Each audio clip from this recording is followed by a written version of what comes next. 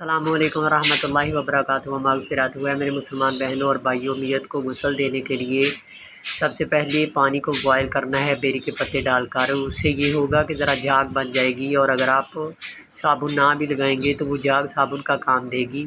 یہ سنت طریقہ ہے کہ اس میں پانی میں بیری کے پتے ڈال لیے جائیں۔ تو کفن میں 2 تھیلیاں ہوتی ہیں، ایک تھیلی کو بائیں ہاتھ پہ یعنی الٹے ہاتھ پہ لیفٹ ہینڈ پہ چڑھائیں گے، اور میت کے اوپر چادر پوری ایک دے دیں گے، جس سے کہ اس کے سطر جو ہیں وہ ننگے نہ رہیں۔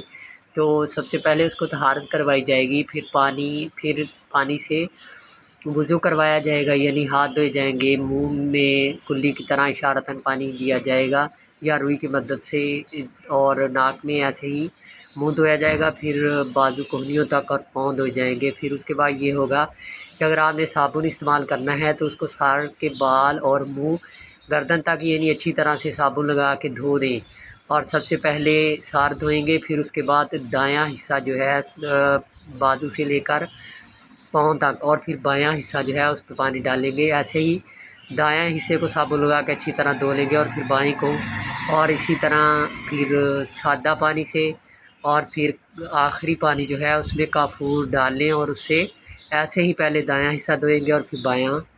دھونے کے بعد آپ کفن پہنا دیں گے، سب سے پہلے تہبند ڈال دیں، اور پھر اوپر کرتا جو ہے وہ، اور پھر اس کے بعد چادر پہلے بائیں طرف کے اندر کریں گے، اور پھر دائیں طرف کی اوپر کر دیں گے۔